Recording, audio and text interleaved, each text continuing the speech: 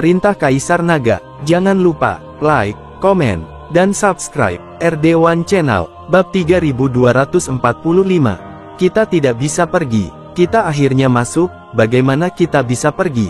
Petik 2. Ji Meiyan tidak pergi, tetapi menatap lelaki tua itu dan berkata, Taizu, meskipun dia bukan anggota keluarga Ji, dia masih tetap setengah dari keluarga Ji.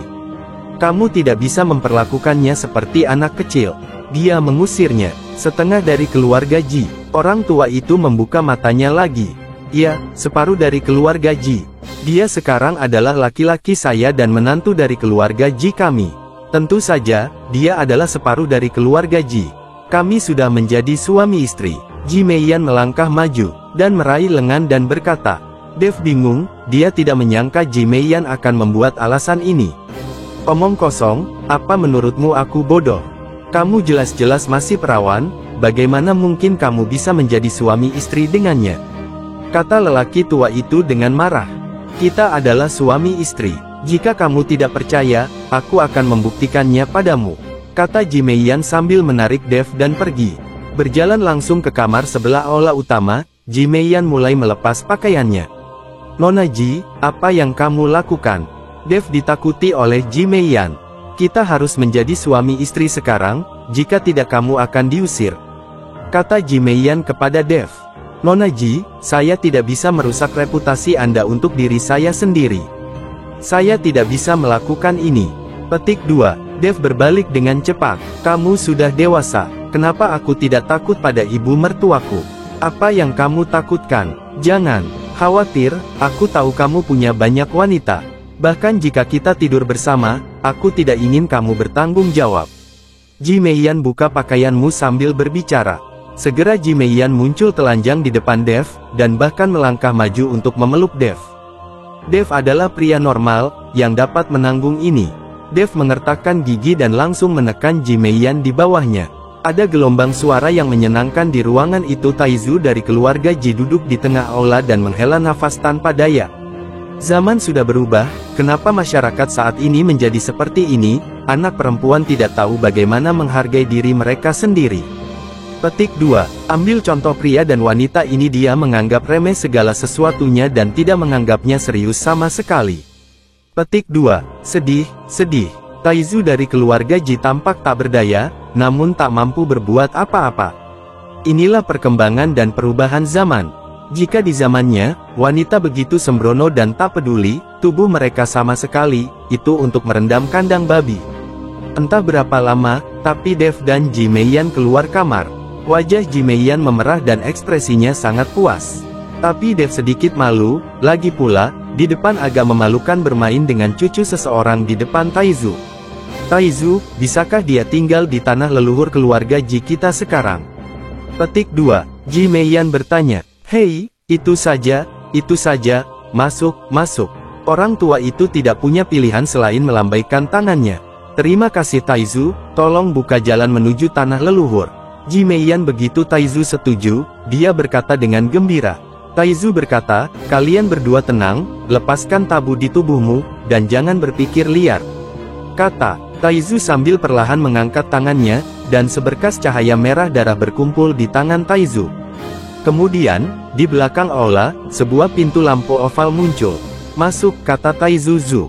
Terima kasih kamu sangat. Setelah Ji Meiyan selesai berbicara, dia menarik Dev dan berjalan menuju cahaya.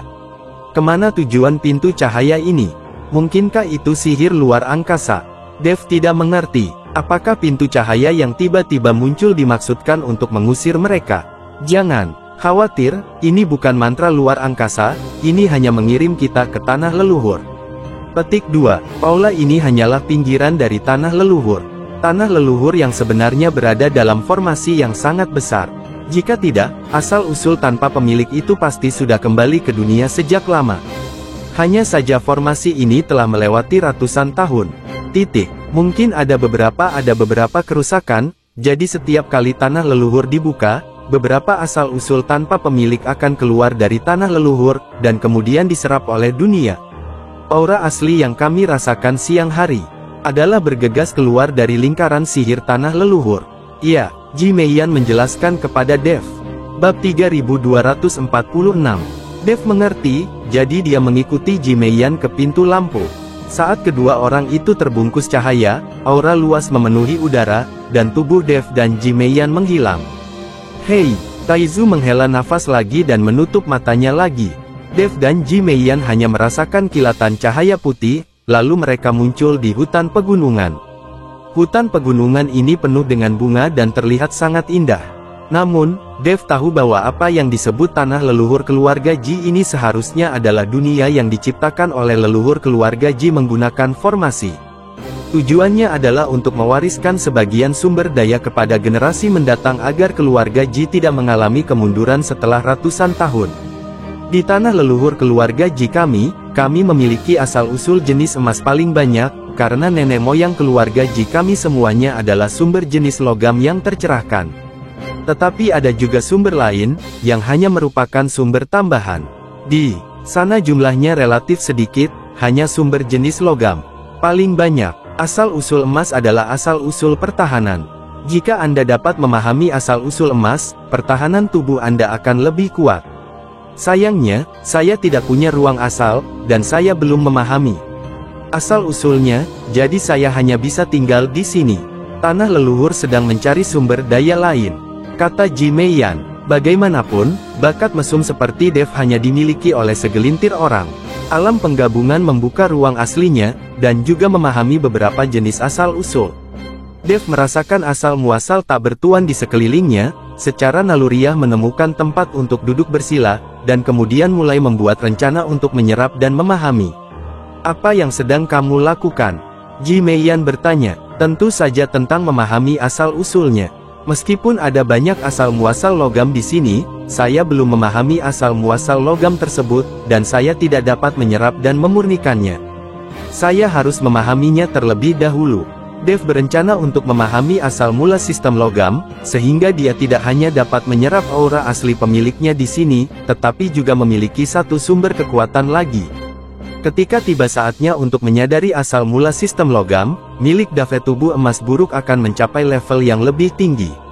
Dengan bodi emas yang tidak bisa dihancurkan dan berkat unsur logam, pasti akan sekokoh batu. Seperti kamu, duduk di tanah dan mengandalkan meditasi untuk mendapatkan pencerahan, entah di tahun dan bulan berapa kamu akan bisa memahami asal-usul sistem logam, kata Ji Meiyan sambil tersenyum. Apa yang akan terjadi? Dev bertanya dengan heran. Di tanah leluhur ini, ada binatang fantasi asal. Semua binatang fantasi asal ini lahir karena aura kuat dari asal yang tidak dimiliki. Petik 2.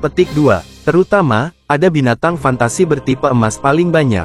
Jika Anda ingin memahami emas tipe asal, lalu bunuh binatang fantasi emas itu, mereka yang bisa menyadari asal-usulnya paling cepat. Ji Meiyan memperkenalkan. Dev tercengang saat mendengarnya. Dia tidak menyangka ada monster fantasi asli di tanah leluhur keluarga Ji, tapi dalam kasus ini, itu memang akan jauh lebih cepat daripada memahaminya sendiri secara paksa. Karena kamu bisa memahami asal-muasalnya dengan membunuh binatang fantasi asal-usulnya, kenapa kamu tidak membunuhnya? Lalu kamu juga bisa memahami asal-muasalnya.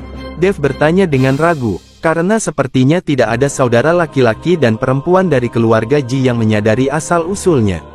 Jika mereka dapat menyadarinya dengan membunuh monster fantasi asal, maka mereka semua seharusnya sudah menyadari asal-usulnya. Setelah mendengarkan kata-kata Dev, Ji Meiyan tidak bisa menahan diri untuk tidak memutar matanya dan berkata, "Kepalamu, kami belum membuka ruang aslinya, jadi apa gunanya membunuh lebih banyak monster fantasi asli?" Ketika Ji Meiyan mengatakan ini, Dev tiba-tiba menyadari, malu. Dia tersenyum dan berkata, "Maaf, saya lupa tentang ruang asal. Hanya dengan membuka ruang asal kita dapat benar-benar memahami kekuatan asal, tetapi ruang asal adalah tidak mudah untuk dibuka. Ayo pergi, aku akan membawamu mencari binatang fantasi asli itu, tapi aku tidak bisa membantumu membunuh mereka. Lagi pula, percuma jika aku membunuh mereka," kata Ji Meiyan. "Saya mengerti, terima kasih Nona Ji," kata Dev penuh terima kasih. Ketika Ji Meiyan mendengar ini, dia langsung menjadi tidak senang dan menatap Dev dengan marah. "Kamu baru saja bermain-main denganku, dan sekarang kamu mengangkat celanamu dan menyangkalnya." Bab 3247. Kalimat ini membuat Dev bingung dan bertanya, apa yang dimaksud Nona Ji dengan ini? Bagaimana, menurut Anda, kami berdua melakukannya, dan Anda masih memanggil saya Nona Ji dan memperlakukan saya seperti orang luar? Wajah Ji Meiyan dipenuhi dengan keluhan dan dia hampir menangis. Ketika Dev mendengar ini, dia langsung mengerti dan berkata dengan malu, Aku tidak bermaksud begitu, Meiyan, maafkan aku. Dev hanya bisa mengikuti Ji Meiyan dan meminta maaf.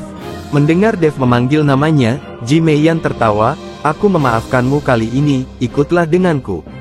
Ji Meiyan membawa Dev ke tiang gunung, lalu berkata, ada banyak hal di sini. Asal binatang fantasi, tapi saat kamu membunuh mereka, yang terbaik adalah tidak menggunakan sihir. Yang terbaik adalah membunuh binatang fantasi asal itu dengan tangan kosong. Hanya dengan cara ini kamu bisa mengerti lebih cepat. Jika kamu menggunakan sihir atau senjata magis lainnya, akankah melemahkan aura asli dari binatang hantu asli itu sendiri? Bahkan jika Anda membunuh binatang hantu asli, kemungkinan pencerahan akan jauh lebih kecil. Ji Meiyan memperingatkan Dev. Meiyan, aku tidak berharap kamu tahu begitu banyak. Dev sangat terkejut Ji Meiyan mengetahui hal ini. Wajah Ji Meiyan memerah dan dia berkata, ayah memberitahu kami hal ini, kalau tidak, bagaimana aku bisa tahu? Petik 2. Cepat masuk, aku akan menunggumu di sini, kuharap kamu tidak membuatku menunggu terlalu lama. Dev mengangguk, lalu masuk ke dalam call. Tidak lama setelah dia masuk ke dalam call, Dev mendengar auman monster di sekitarnya, dia tahu bahwa ini adalah monster fantasi asli dan bukan monster sungguhan. Binatang fantasi asal ini tidak memiliki tubuh nyata, jadi akan sangat sulit untuk membunuh mereka. Apalagi kamu tidak bisa menggunakan spell dan senjata, ini akan semakin sulit. Namun betapapun sulitnya, Dev tidak akan mundur, setelah akhirnya memasuki tanah leluhur keluarga Ji, bagaimana Dev bisa mundur? Terutama Ji Meiyan untuk dirinya sendiri untuk bisa tinggal di tanah leluhur, saya bahkan mendedikasikan tubuh saya sendiri. Ketika Dev memikirkan penampilan proaktif Ji Meiyan di aula tadi, darahnya mulai melonjak. Apa yang kamu pikirkan, Dev? Buru-buru menamparkan dirinya sendiri untuk membangunkannya dan berhenti berpikir yang tidak masuk akal. Meskipun kekuatan binatang fantasi asal ini seharusnya tidak terlalu besar, jika Anda ceroboh, hidup Anda masih dalam bahaya. Dev berjalan perlahan menuju kedalaman, dan tiba-tiba bayangan hitam keluar dari hutan di sampingnya. Dev secara naluriah menghindar dan menghindari pukulan itu. Pada saat ini, binatang hantu asal sedang membuka mulutnya yang besar dan menatap Dev dengan penuh semangat. Bentuk binatang hantu ini mirip dengan harimau, bermata merah dan bertaring tajam. Dev melambaikan tangannya, dan pedang pembunuh naga muncul di tangannya. Tapi segera, Dev teringat instruksi Ji Meiyan, jadi dia mengembalikan pedang pembunuh naga. Menghadapi monster hantu di depannya, dia hanya bisa membunuhnya dengan tangan kosong dan kekuatan mentah tubuhnya. Binatang fantasi itu meraung dan tiba-tiba bergegas menuju Dev. Dev mengayunkan tinjunya dan bergegas ke depan. Gerakan binatang hantu itu sangat fleksibel, dan mulutnya penuh taring, yang membuat Dev sangat takut. Satu orang dan satu binatang sudah bertarung bersama. Ini seperti dua orang biasa yang bergulat dengan liar. Untungnya, tubuh fisik Dev juga sangat kuat, jika tidak, lukanya akan langsung terkoyak oleh cakar binatang hantu itu. Tinju Dev terus mengenai kepala binatang hantu itu. Entah berapa lama, tapi hantu binatang itu melolong dan terdiam, lalu tubuhnya berubah menjadi bentuk aslinya dan membungkus Dev. Saat sumber emas memasuki tubuhnya, Dev terengah-engah dan dengan hati-hati merasakan sumber emas tersebut, namun, di ruang asalnya, bintang dari sumber emas tidak menyala. Bab 3248. Dev tersenyum pahit dan menyesali bahwa dia terlalu tidak sabar. Jika dia bisa menyadari asal-muasalnya dengan membunuh monster fantasi asal, itu akan terlalu mudah. Dev terus bergerak lebih jauh ke dalam tiang gunung, berburu monster hantu ini. Bahkan jika Dev tidak dapat memahami asal-usul elemen logam, dia masih dapat melemahkan tubuh fisiknya. Saat Dev sedang berburu binatang fantasi asli di tanah leluhur keluarga Ji, langit di luar perlahan menyala. Ji Yun telah berganti pakaian dan berencana mengikuti orang banyak ke tanah leluhur keluarga Ji. Sebelum pergi, Ji Yun ingin mencari Dev untuk berbicara dengannya, tetapi ternyata Dev tidak ada di kamar sama sekali. Nona Huo Feng, kemana perginya Tuan Dev? Ji Yun bertanya pada Huo Feng. Entahlah, aku juga mencarinya. Tuannya menghilang pagi-pagi sekali. Petik 2. Wajah Huo Feng tampak sedikit cemas. Kenapa hilang? Ji Yun sedikit mengernyit. Biasanya, Dev tidak akan pergi tanpa pamit. Sekarang Dev tiba-tiba menghilang, kemungkinan besar dia menyelinap ke tanah leluhur keluarga Ji.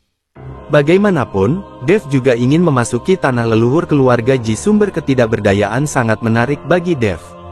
Memikirkan hal ini, dia harus berkata kepada Huo Feng, Nona Huo Feng, jangan khawatir sekarang. Tuan Dev harus memiliki hal lain untuk dibicarakan dengan kita. Dia harus kembali setelah menyelesaikan pekerjaannya, pergi. Titik. Ayo berkumpul, tetap di sini dan jangan berlarian. Setelah Ji Yun menghibur Huo Feng, dia buru-buru berlari ke aula utama keluarga Ji. Saat ini, aula utama keluarga Ji sudah penuh dengan orang, dan ada puluhan murid muda keluarga Ji berdiri di samping, semuanya bersiap memasuki tanah leluhur keluarga Ji. Ji Cheng telah menunggu di luar pintu. Ketika dia melihat Ji Yun datang, Ji Cheng secara pribadi membawa Ji Yun masuk dan membiarkannya berdiri dalam antrian. Tidak ada yang meragukan identitas Ji Yun. Setelah menenangkan Ji Yun, Ji Cheng berdiri di luar pintu lagi, dengan ekspresi cemas di wajahnya.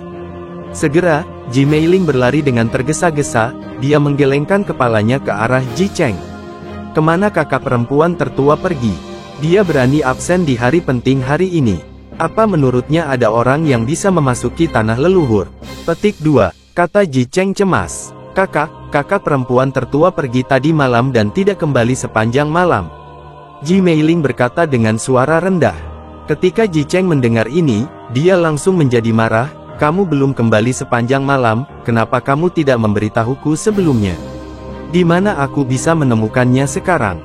Petik 2, Ji Cheng mengerutkan kening dan wajahnya pucat. Kakaknya benar-benar terlalu nakal. Melihat Ji Cheng marah, Ji Meiling sangat ketakutan hingga tidak berani berbicara. Oke, masuklah, aku akan pergi dan memberitahu ayahku. Ji Cheng meminta Ji Meiling untuk berdiri di tim, lalu berjalan cepat menuju Ji Lianjun yang sedang duduk di kursi. Ji Cheng membungkuk dan membisikkan beberapa kata di telinga Ji Lianjun, dan wajah Ji Lianjun langsung berubah dingin. Gadis ini sudah keterlaluan. Jika aku melihatnya, aku akan menghadapinya sesuai dengan hukum keluargaku, kata Ji Lianjun dengan marah. Puan, sudah hampir waktunya. Bisakah kita pergi? Petik 2, seorang tetua melihat waktu dan berkata kepada Ji Lianjun.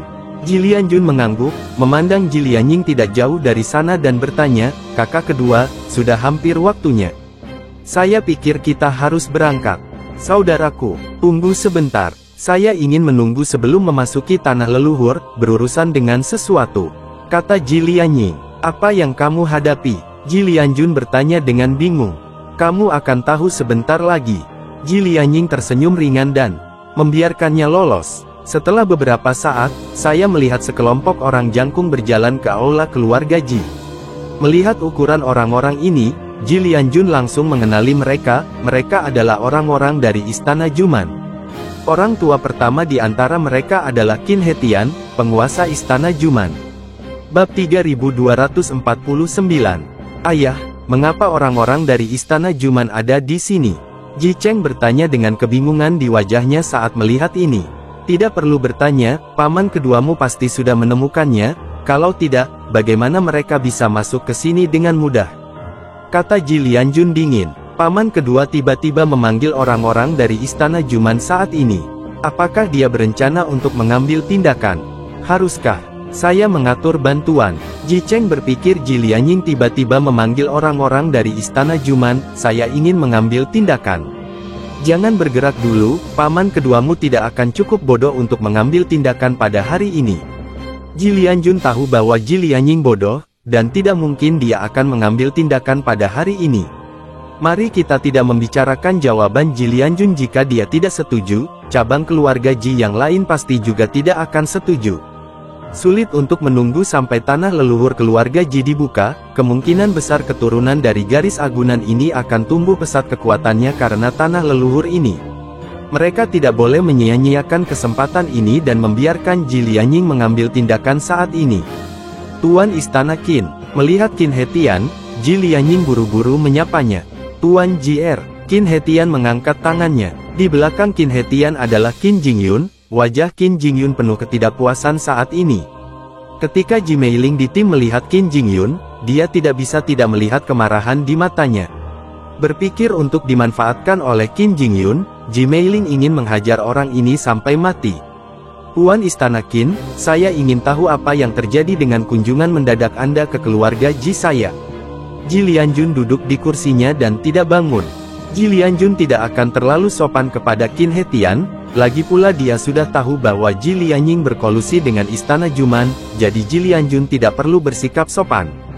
Ketika Qin He-tian melihat sikap Ji Lianjun, dia mengerutkan kening dan merasa tidak puas, tetapi dia masih menahan amarahnya. Huo berkata, Tuan Ji, saya di sini untuk meminta keadilan.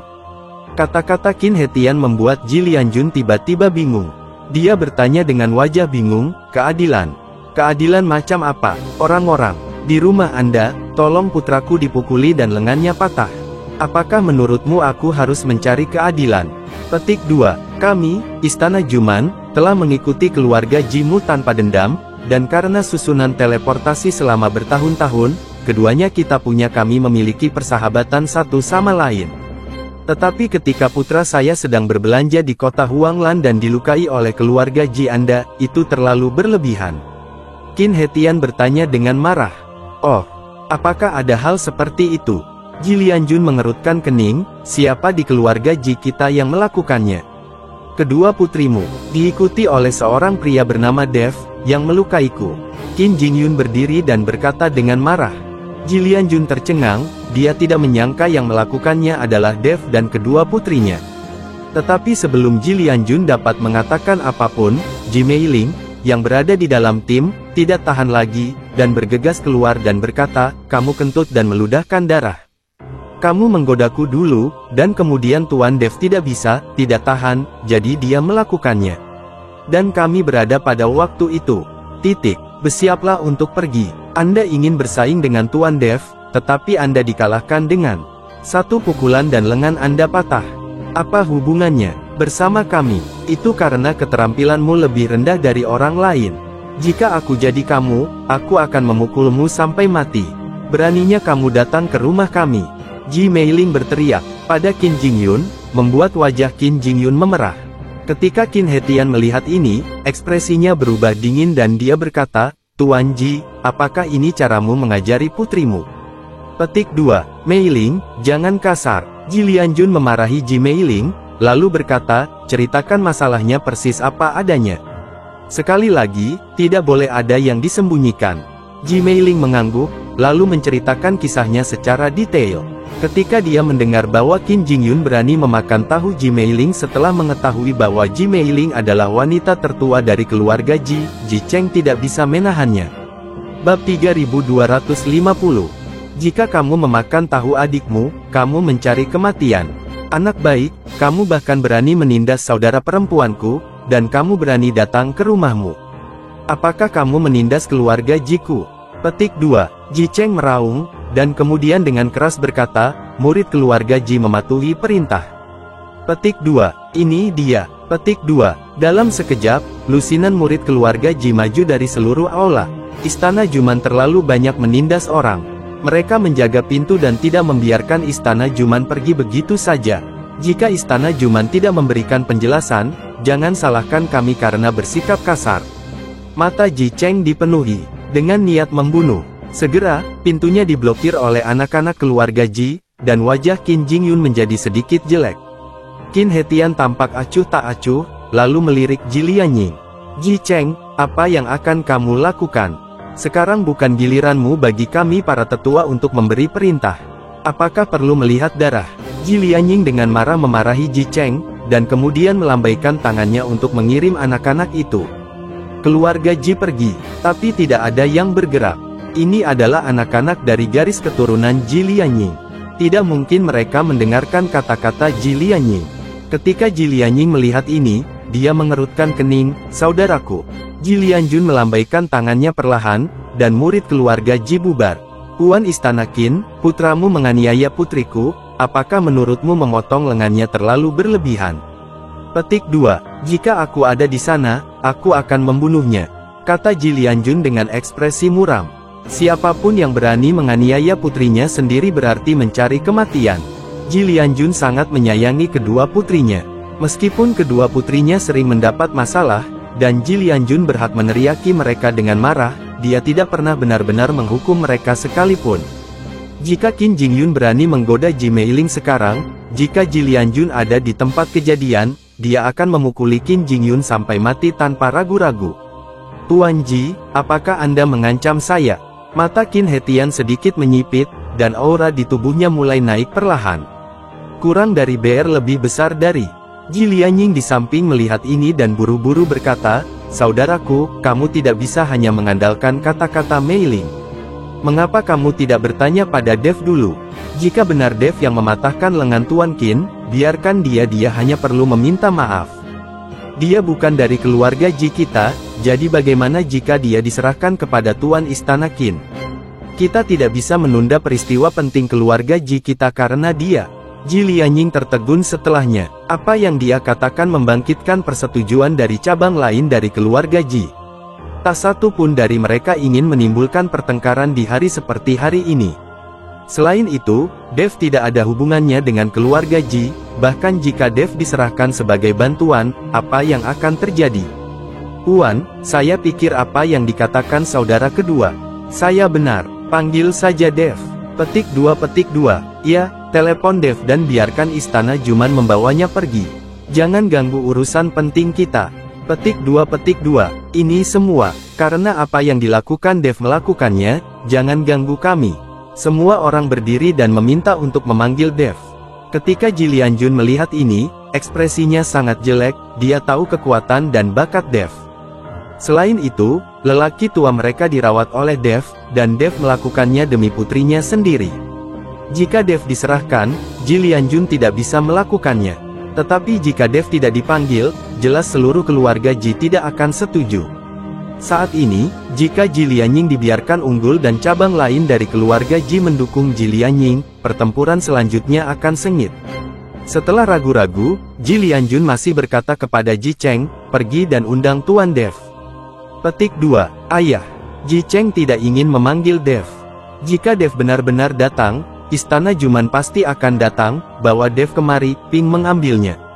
Meskipun Istana Juman tidak berani melakukan apapun terhadap keluarga Ji mereka, namun Dev bukanlah anggota keluarga Ji, Istana Juman tidak akan takut. Silakan. Ji Lianjun melambaikan tangannya. Ji Cheng tidak punya pilihan selain menelepon Dev. Kurang dari BR. Bersambung.